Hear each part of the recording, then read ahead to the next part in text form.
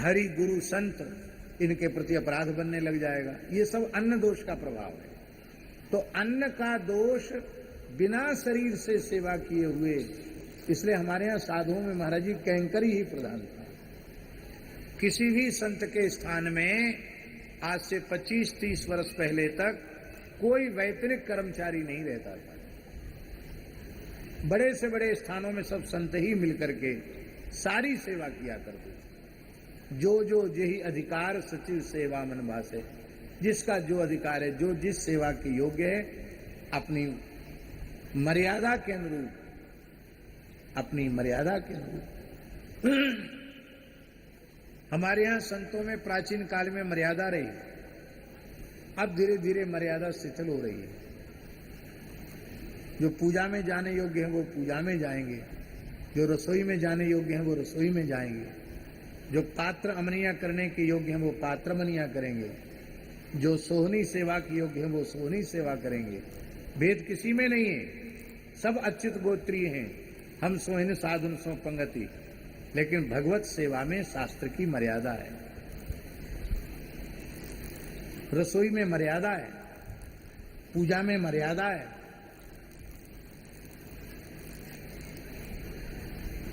तो धीरे धीरे जो सेवा से उदासीनता आ रही है, उसी के कारण चाहे जिस संप्रदाय में दीक्षा ले लो, चाहे जैसा कपड़ा पहन लो, हम जहां खड़े थे वहीं के वहीं खड़े हैं।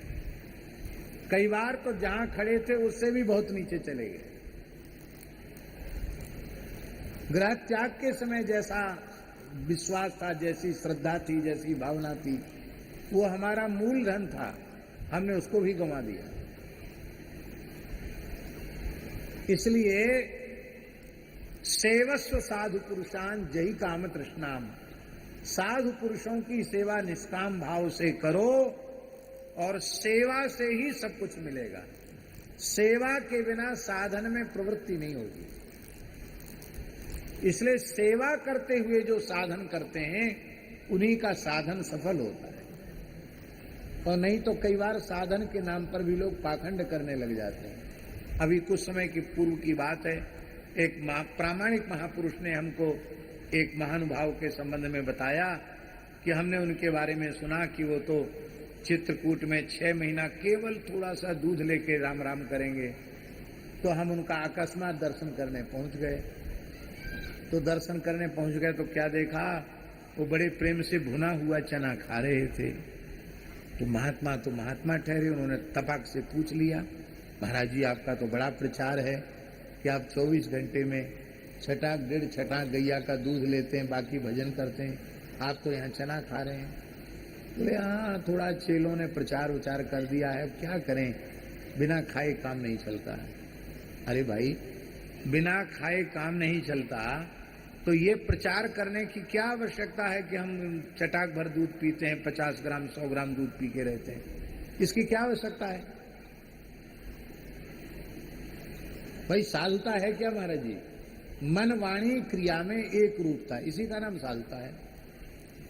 हम जैसे हैं वैसे आपके सामने हैं, उसमें अपने को बनाने की, छिपाने की और अपने आप को प्रस्तुत करने की क्या आवश्यकता? हम जैसे हैं वैसे हैं। तो बिना सेवा के आप साधन के नाम पर भी काम चोरी करके बैठोगे तो पाखंड होगा, दंभ होगा। इसलिए सेवा कथा रसमोहो नितराम पिबत्वम। गोकर्ण जी महाराज ने पहले सेवा का नाम लिया, बाद में सत्संग का नाम लिया। सत्संग का नाम 2 नंबर पर, सेवा का नाम 1 नंबर पर। इसका मतलब है बिना सेवा के सत्संग करोगे तो वो पचेगा नहीं, वो केवल वाणी का विलास बन करके रह जाएगा। और सेवा करते हुए सत्संग करोगे तो वो आपके जीवन में उतर जाएगा। आप गिरिराज जी की परिक्रमा गए हैं? गिरिराज जी की परिक्रमा में ये जो अपना कुसुम सरोवर है, उसके पहले ग्वालियर मंदिर है, वहां एक महापुरुष निवास करते थे।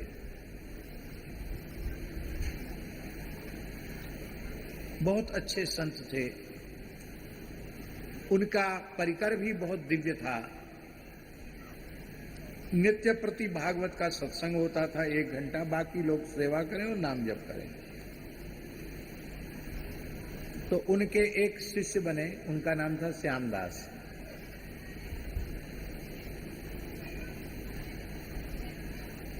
उनको गुरु महाराज ने सेवा दी, भंडार के बर्तन तुम्हें सब मांजना है और पूरे में चौका लगाना है और लंगर चढ़ता है, टोकना चढ़ता है तो पोती लगाना है।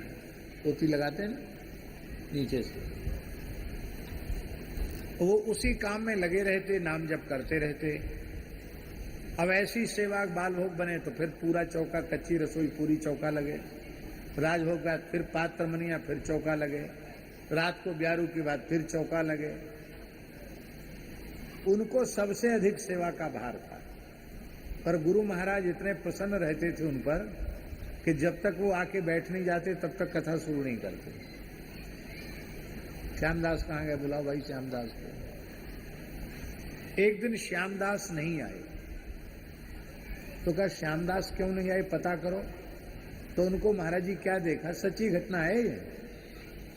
जिन संत की घटना है उनका दर्शन हमारे पूज्य गुरुदेव भक्तमाली जी ने किया।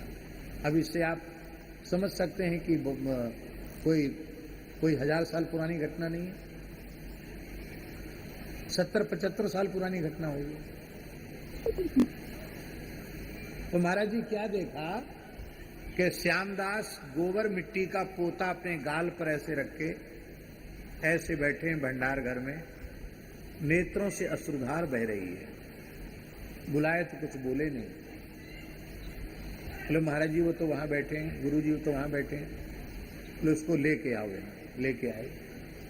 श्यामदास क्या हो गया? श्यामदास कुछ नहीं बोल पाए, रोने लगे। गुरुजी ने हृदय से लगाया और कहा आज तुम किशोरी जी की सहचरी हो गए। हुआ यह था कि वो पोता लगा रहे थे, उसी समय कुसुम वन में विहार करके युगल प्रियालाल गलवहियां दी हुई भंडार घर के ही द्वार से भीतर प्रवेश किए तो छम छम किशोरी जी चल रही थी। उनको देख करके हाथ में पोता था, गाल पे रख के ऐसे देखते रह गए। युगल सरकार ने सिर पर हाथ रखा और उनको श्यामा सखी कहा। क्या कहा?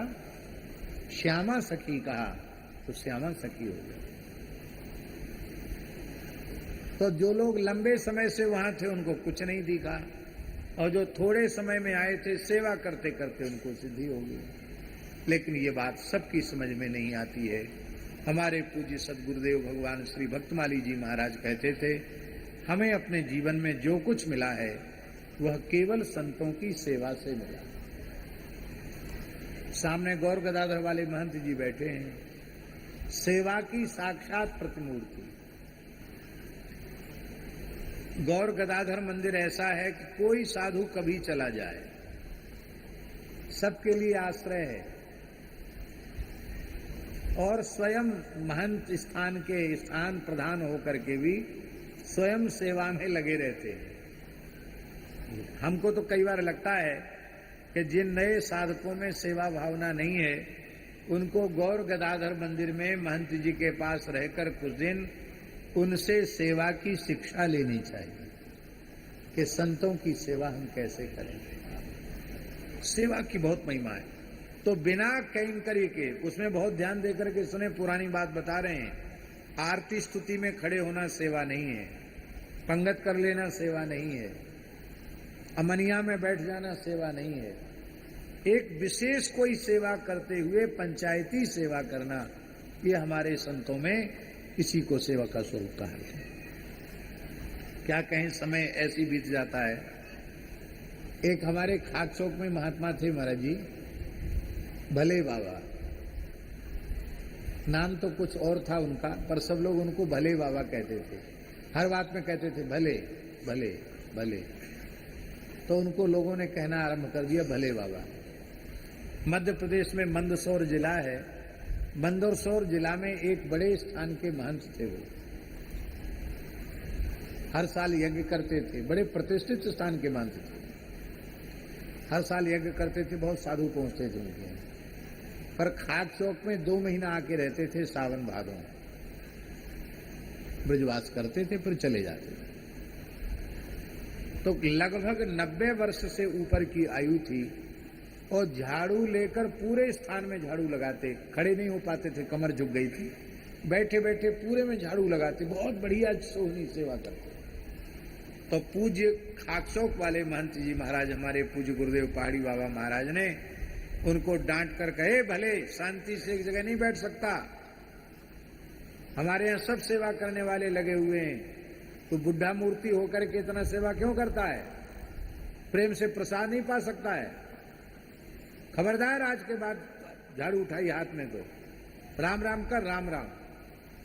डांट दिया। महाराज जी तो ऐसे बोलते थे।